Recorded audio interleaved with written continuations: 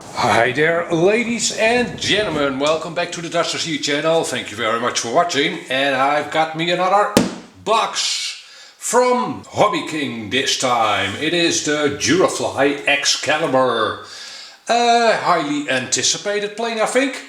A Warmliner 1600mm foam, and yeah, in this video I'll show you what's in this box, of course, what the parts look like. We'll also be building or assembling the plane to see if there are fitment issues, what the fit and finish is like, and maybe I'll throw in some tips if I encounter things that are worthy of tipping you on. Like I said, it's not a building process with this plane, it's an assembly, and I think it's very straightforward.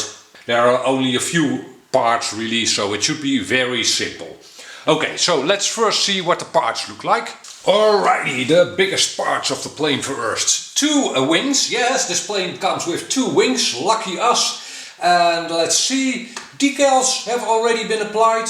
As you can also see, it has a quite a narrow chord, this wing. Warmliner, so that stands to reason. Servos are already installed. You do need to install the servo links yourself, and I hope that's visible, but there is a ball on the control horn, so that's nice. That should provide for a slop-free connection. Do make sure to wiggle the control surfaces around a little before hooking up your electronics. Your servos will thank you for that.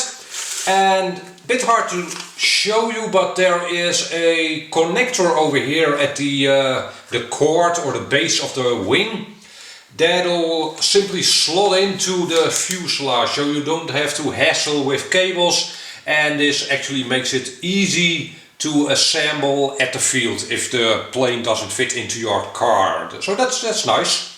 Yeah, there is one thing I would have liked to see differently. The servos don't slot into the wings completely. They stick out about 1.5 millimeters. So the airflow over the servos, yeah. Obviously the plane will fly and fly pretty fast, even though those servos stick out, but it would have been far better if they wouldn't. If HobbyKing would have used low profile servos. The servos in the wings are metal geared, by the way. The servos in the tail are plastic geared. Okay, what more can I tell you? Yeah, there are spars, a myriad of spars actually in the wing, and stringers. Here is a aluminium spar, this over here. Aluminium spar. And here is a glass fiber stringer. That's nice, that should provide for a very stiff wing. And from the looks of it, there are more reinforcements in the wing. Ah yeah, here's one over here, an aluminium one. The carbon fiber rods, or the wing joiners really, will slot into this one, and over here is another one. So that looks pretty good, and there is also a reinforcement in the aileron, carbon fiber from the looks of it. So that's very nice. Next up is the fuselage, and again decals have already been applied and they look quite nice. Nice vivid type of green. That should look very nice in the sky. This wing, what should I call this? This center section that the wings will slot into is all plastic, so pretty rigid. And if we have a look at the tail, these reinforcements for the tail are also plastic. We'll have a closer look at that once we assemble the plane. You see two servo connectors for the two tail servos, sorry, and we see a carbon rod over here, and that carbon rod runs all the way to the front. to about here. So yeah, and the nose section, all this white part over here is also plastic. So a nice reinforcement for your motor mount that. As you can tell, the spinner and the propeller isn't on yet. The motor itself is already installed, and you are provided with two of these nose cones. And yeah, those are meant to be used if you want to slope soar this plane. So if you don't want to use the motor, you don't have to uninstall the motor. You just tape this nose cone on, and then you'll have a slope soarer with the CG already being correct. So that's nice. Now let's have a closer look at the hatch over here.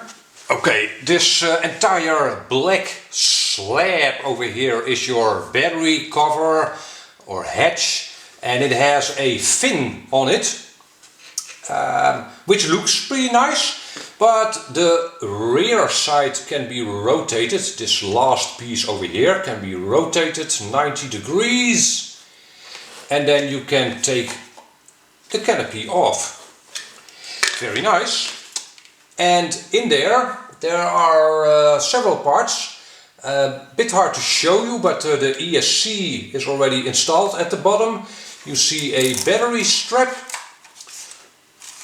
and you see a battery support plate, which actually has some rubber padding on it. So that's nice, very nicely done. You also see some servo leads. You also see over here a Y lead.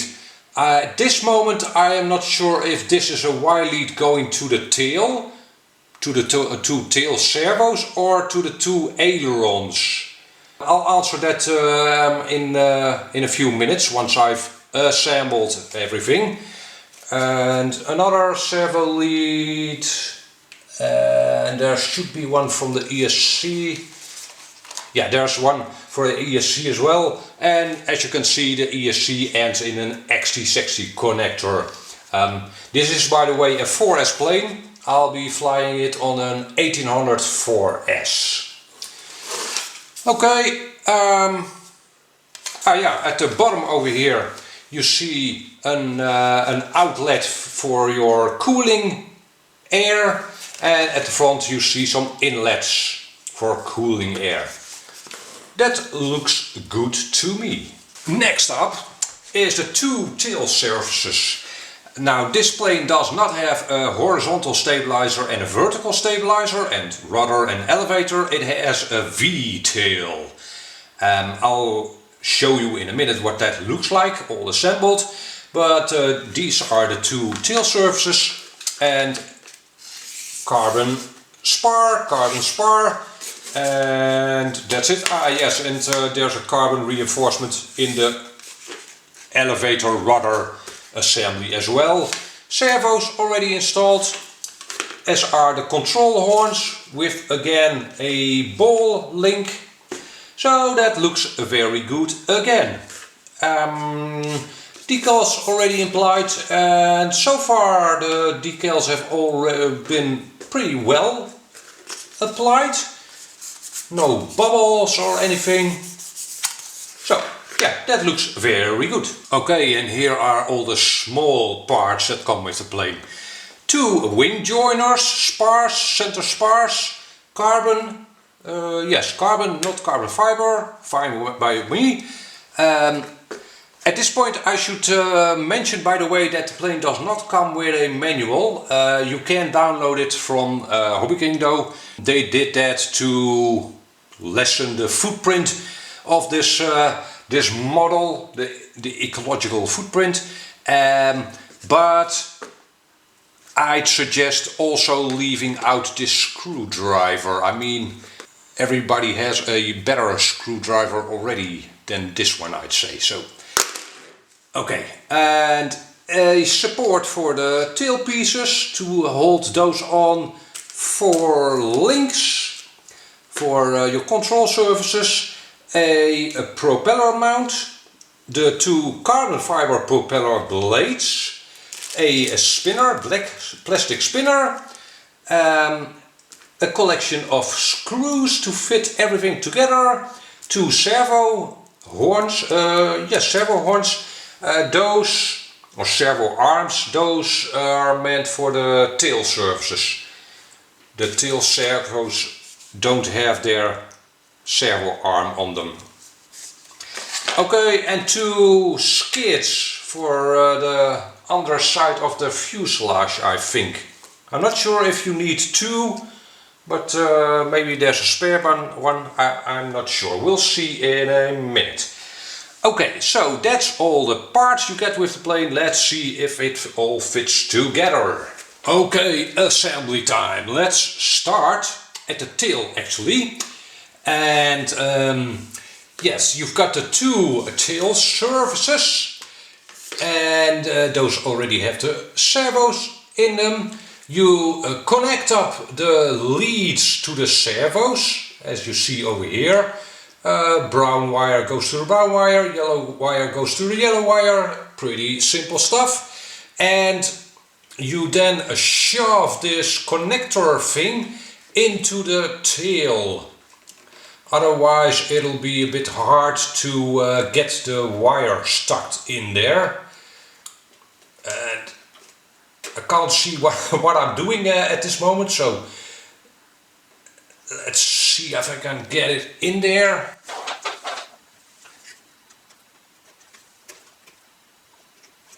There you go. Wire in there, and then you curl up the wire. Oh, let me show that with this one. You curl up the wire a little, like so it won't get in the way of the servo fitting into the tail. There you go. Same goes for the other one. And there you go. The 2 tail surfaces are now seated in there, and they fit, in my case, pretty well. Then you have this plastic piece, and that is meant to go on top of them. Now you can secure all of this with a little glue. I won't be using glue.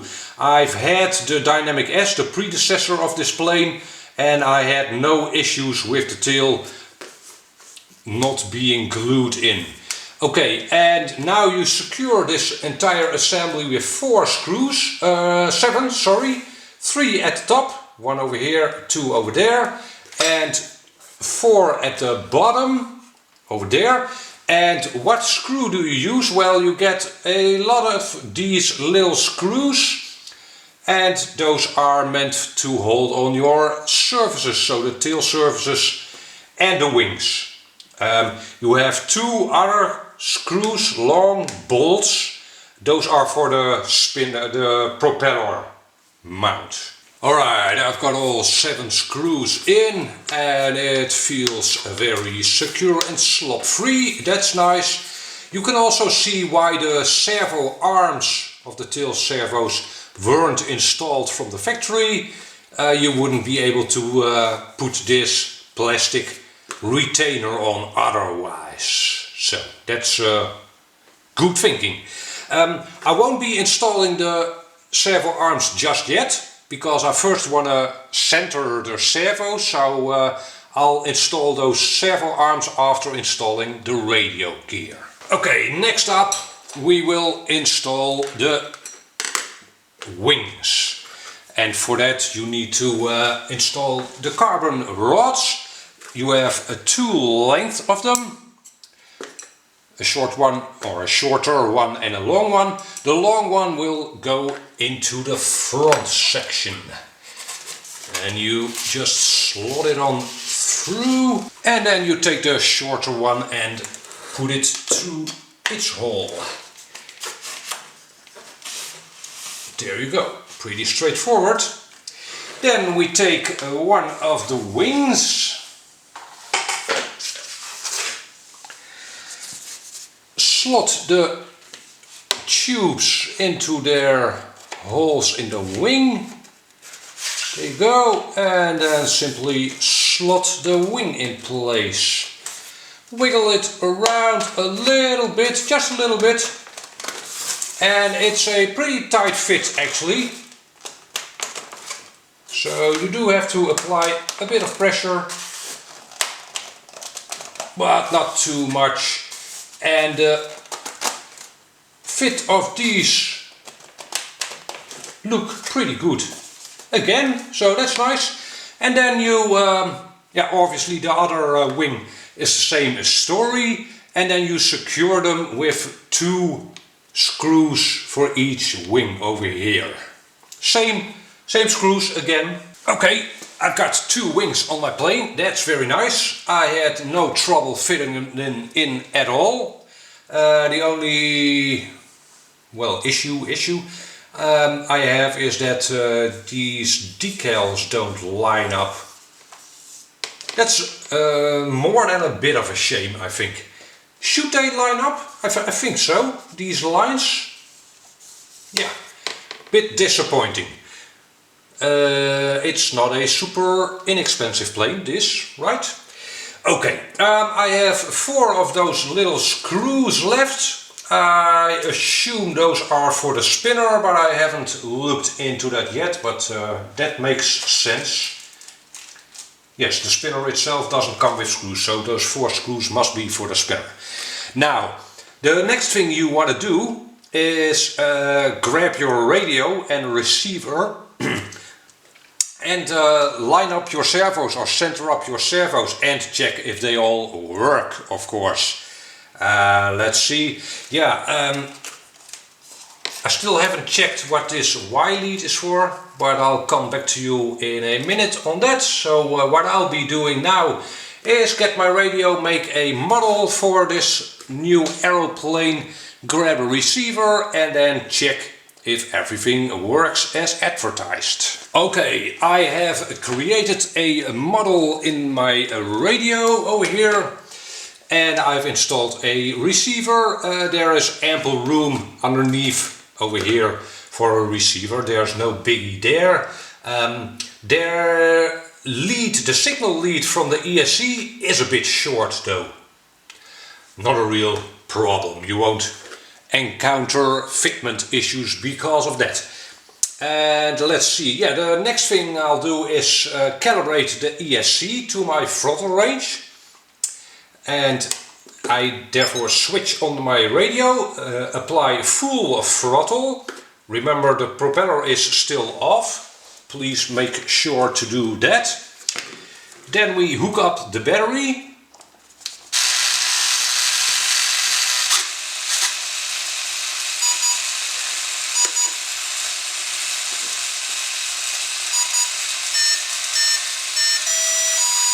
Okay, it was a bit hard for you or impossible for you to hear because of the servo jitter, but the ESC will sound 2 beeps, then you move the throttle to 0, you'll get another 2 beeps, and then in this case 3 beeps because I'm using a 3S servo over here for my setup. And that's it for the throttle calibration of your ESC. Okay, now all servos should be lined up now as well, so let's take a look at the tail servos. Okay, bit hard to see, the servo arms are white and we have a white surface. One of my servo arms isn't at 90 degrees, at a 90 degrees angle to the fuselage. This one is swept a little bit backwards. So I want to solve that by applying a bit of servo trim. And you don't do that with these trims, with the trims on your radio, but in a menu. Depends a bit on your radio where that is, but that's called sub trim. So I look for sub trim, and this servo over here is on channel 4 in my case. And I move it around until it is at a 90 degree angle. Yeah, that's it. Okay, one of the aileron servos needed the same treatment. So you want to make sure that all servo arms are at a 90-degree angle. And once you've got that done, then you can install the control horns. And I won't be showing you how to install a control horn. You just slot it on through one of the servo arm holes and then clip it on to the ball bearing on the control horn. Now, for HobbyKing, it would have been nice to have a ball clamp pliers, at least in the section of suggested accessories, so people know what to order for these kinds of ball links. That would have been a nice touch, I think. I don't expect a plier to clamp those on to come with a plane like this, but it would be nice to know which to order, so you don't order one that's too big or too small. Okay, obviously after that you install the propeller and then you are basically ready for your maiden flight. And weather permitting, I'll show that maiden flight in a future video in the next couple of days. I'm really looking forward to getting this plane up in the air. For now, I want to thank you for taking the time to watch this video. I hope you got something out of it. If you are left with questions, don't hesitate to ask in the comment section below. I'll be happy to answer them. And yeah, like I said, I'll have a maiden flight video with this plane in the near future. For now, thank you very much for watching and hope to see you back in another video. Bye bye.